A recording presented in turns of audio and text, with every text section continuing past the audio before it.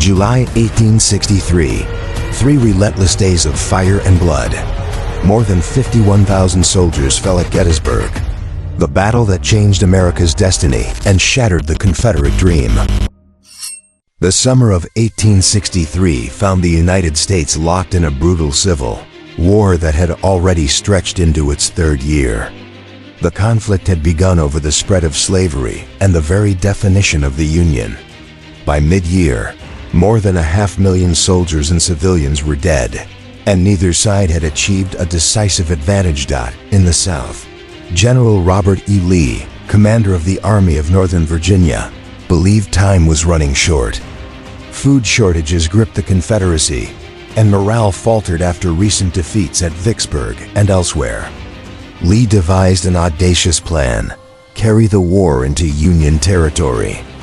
A major victory on Northern soil, he reasoned, might shatter public support for the war and force President Abraham Lincoln to negotiate peace. Across the Potomac, the Union Army, fresh from leadership changes and weary from years of fighting, watched Lee's movements with unease. In late June, President Lincoln appointed Major General George Gordon Meade to command the Army of the Potomac. Meade had only days to prepare for what could become the war's most critical confrontation. Lee's forces, numbering about 70,000, advanced north through Maryland and into Pennsylvania. They marched swiftly, spreading across fertile farmland, foraging for supplies and threatening cities as far as Philadelphia and Harrisburg. Civilians fled or hid their valuables, uncertain whether the Confederate Army would plunder their homes or pass them by. Nestled amid rolling hills and quiet farmland lay Gettysburg, a crossroads town of roughly 2,400 residents. Farmers tended ripening wheat and corn. Merchants arranged goods in small shops along Baltimore Street.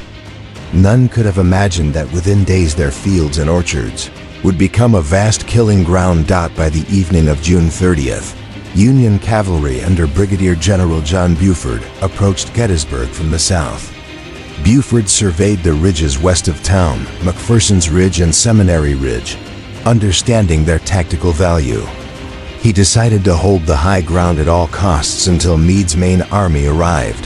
Far to the west, Confederate brigades under Major General Henry Hett marched toward the same town, unaware that a major clash was imminent.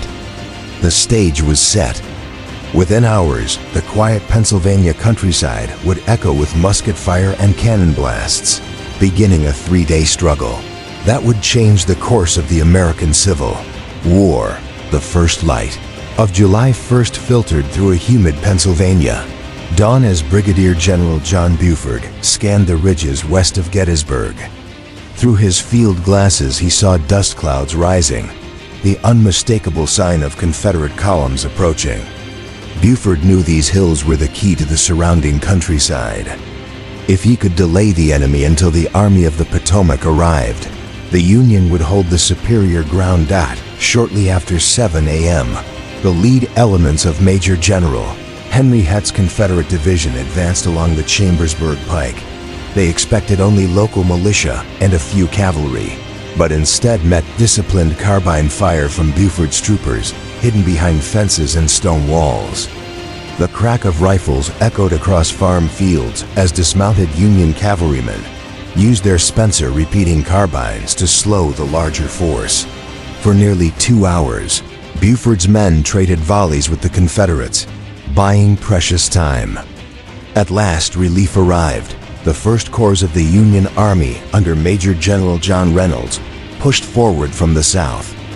Riding ahead to inspect the front line, Reynolds urged his troops on, "Forward, men! Forward, for God's sake, and drive those fellows out of the woods." Moments later, a bullet struck him down, making him one of the highest-ranking Union officers to fall that day. Despite the shock of Reynolds' death, Union infantry poured into position. Fierce fighting raged around McPherson's Ridge and Herbst Woods. Confederate brigades under Brigadier General James Archer and Major General Dorsey Pender attacked repeatedly, met by stubborn resistance from Union brigades commanded by Brigadier General Solomon Meredith and others. Smoke from musket and artillery fire turned the summer air acrid and dark. By early afternoon, additional Confederate troops arrived under Major General Richard Ewell, threatening the Union right flank near Oak Hill. The Union 11th Corps, hastily deployed north of town, struggled to hold its lines against relentless assaults. As the day wore on, superior Confederate numbers began to tell. Pressed from the west and north, Union forces fell back through Gettysburg's narrow streets, civilians ducking for cover as shells burst overhead. By early evening, Meade's troops regrouped on the higher ground south of town. Cemetery Hill, Culp's Hill, and Cemetery Ridge, a naturally strong defensive arc. The cost of this first day was steep, roughly 9,000 Union and 6,000 Confederate casualties. But Buford's initial stand and the tenacity of Reynolds's men had achieved their purpose. The Army of the Potomac now occupied the commanding heights. The fields west and north of Gettysburg were littered with the dead and wounded as night settled in. Campfires flickered on opposing ridges, revealing the grim outlines of a struggle far from finished. Both armies knew the next dawn would bring even greater violence, and the fate of the nation hung in the balance. Night fell on Gettysburg with a tense stillness. Beneath a sky thick with smoke and the scent of powder, soldiers on both sides prepared for another day of fighting. General George G. Meade, who had arrived late on July 1st, quickly assessed the field. His Army of the Potomac now held a strong fishhook-shaped defensive line, Culp's Hill and Cemetery Hill on the right, curving south along Cemetery Ridge to the rocky heights of Little Round Top on the left. Confederate commander Robert E. Lee aimed to outflank the Union left and crush it, believing a decisive blow there could unravel Meade's entire position. He ordered Lieutenant General James Longstreet to strike south of town, while Lieutenant General Richard Ewell threatened the Union right to divide their attention. The Union left under siege by mid-afternoon. Longstreet's Corps divisions under John Bell Hood and Lafayette McLaws began a massive assault. The first target was the Peach Orchard, a salient in the Union line, then the Wheatfield and Devil's Den, a jumble of boulders ideal for sharpshooters. The combat was savage. Cannon roared across the valley as infantry clashed at close range. At Devil's Den, rocks became shields and weapons alike. The Wheatfield changed hands several times, its golden stalks trampled and stained crimson. Little Round Top at the extreme left. The key high ground of Little Round Top became the focal point. Colonel Joshua Lawrence Chamberlain and the 20th Maine Regiment held the far end of the Union line. Wave after wave of Texans and Alabamians surged up the rocky slope, only to be driven back by disciplined volleys. As ammunition dwindled, Chamberlain saw his line beginning to fold. He ordered a desperate bayonet charge. With a shouted command, his men swept downhill in a swinging maneuver, surprising the attackers and forcing their retreat. The Union flank, and perhaps the entire army, was saved. Ewell's evening attack, meanwhile. To the north, Ewell's division struck at Culp's Hill and East Cemetery Hill as dusk fell. Fierce fighting raged in the dark, but Union defenders held firm. Aftermath of the second day when night finally returned. The fields were a nightmare of groans and scattered weapons. Both armies had suffered staggering losses, around 10,000 Confederate and 9,000 Union casualties in a single day. Yet the Union line, battered but unbroken, remained intact. Lee now faced a grim choice: withdraw or gamble everything on a frontal assault against the Union center. Confident his soldiers and seeking a decisive victory, he resolved to attack again. The third dawn over Gettysburg broke humid and hazy. Along Cemetery Ridge, Union soldiers tightened their lines, stacking ammunition and reinforcing stone walls. Across the open fields to the west, General Robert E. Lee prepared for one last massive assault. Despite the punishing losses of the previous day, he believed a concentrated strike at the Union center might split General George G. Meade's army and secure the decisive victory he sought on northern soil. Early morning skirmishes before the main attack Heavy fighting erupted at Culp's Hill as Confederate forces tried to dislodge Union defenders from the right flank. Artillery thundered for hours, but the entrenched Union troops repelled each advance. By mid-morning, Lee turned his full attention to the center of Meade's line. At 1 p.m., more than 150 Confederate cannon opened fire in one of the largest bombardments of the war. For nearly 2 hours, shells shrieked across the valley, churning the fields and shaking the earth. Union gunners answered fiercely, smoke and dust thickening the summer air until the sun itself seemed to dim. Behind the lines, Confederate infantry waited in tense silence. Among them stood Major General George Pickett's division, chosen to spearhead the charge. Veteran soldiers tightened belts and whispered quiet prayers, aware that they were about to march across nearly a mile of open ground under relentless fire. Pickett's charge at about 3 p.m., a sudden order rang out, "Forward, Guide Center."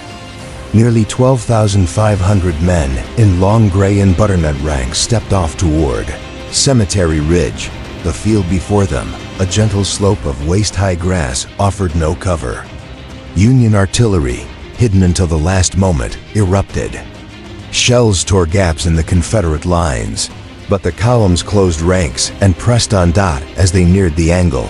A stone wall at the Union center, musket volleys ripped into their flanks. Brigades crumbled under the storm of lead. Some Confederates reached the wall, and a brief, vicious hand-to-hand struggle followed, bayonets and rifle butts clashing in smoke and screams. But it was hopeless. Within an hour, the great assault collapsed. More than 6,000 Confederate soldiers were killed, wounded, or captured. Lee's retreat, watching from Seminary Ridge, Lee rode forward to meet the survivors. My fault," he told them quietly, accepting full responsibility. The next day, July 4th, the Confederate Army began its retreat toward Virginia, carrying thousands of wounded in wagon trains that stretched for miles. Aftermath and meaning.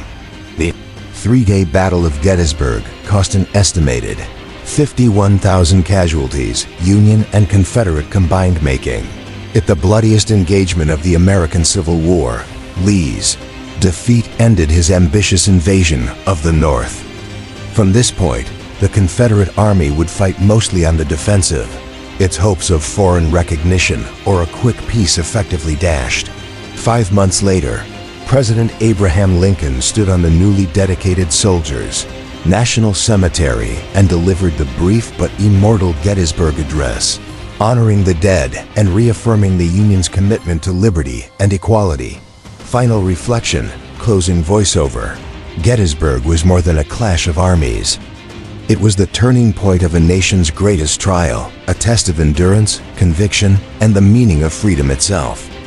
The hills and fields of Pennsylvania, once quiet farmland, became hallowed ground where sacrifice preserved the idea of a single United States. From the smoke of those 3 bloody days, the Union emerged on a path toward ultimate victory and the abolition of slavery, ensuring that a government of the people, by the people, for the people would indeed endure. When the guns finally fell silent on the evening of July 3, 1863, the fields around Gettysburg were littered with the dead and wounded. Roughly 51,000 soldiers, Union and Confederate, had been killed, wounded, or gone missing in just 3 days, making it the bloodiest single battle of the American Civil War. Homes, barns, and churches overflowed with the injured. Civilians worked through the sweltering July heat to tend the wounded and bury the dead, transforming the quiet Pennsylvania town into a vast hospital and graveyard. General Robert E. Lee's retreat on July 4th ended the Confederacy's boldest invasion of the North. Never again would Lee carry the war so deeply into Union territory. From this point forward, the Army of Northern Virginia was largely on the defensive, fighting a war of attrition it could ill afford. For the Union, the victory under General George G. Meade lifted morale and secured critical political support for President Abraham Lincoln's administration. Gettysburg coincided with another major Union success, surrender of Vicksburg on the Mississippi River on July 4. Together, these twin victories shifted the strategic momentum irreversibly. Foreign powers, particularly Britain and France, which had considered recognizing the Confederacy, now hesitated. The prospect of a Southern triumph dimmed. In November 1863, President Abraham Lincoln traveled to Gettysburg to dedicate the Soldiers' National Cemetery. In a brief but enduring address, he honored those who had fallen and reaffirmed the nation's founding ideals of liberty and equality. His words, that government of the people, by the people, for the people, shall not perish from the earth, gave the battle a profound symbolic weight that extended beyond military victory. The Battle of Gettysburg stands as a watershed in American history. It demonstrated that the Union could withstand the Confederacy's strongest thrust, and that the price of preserving the nation would be high but not unbearable. The sacrifice of tens of thousands on those Pennsylvania hills underscored the immense cost of freedom and the enduring struggle to define the United States as a single, indivisible nation.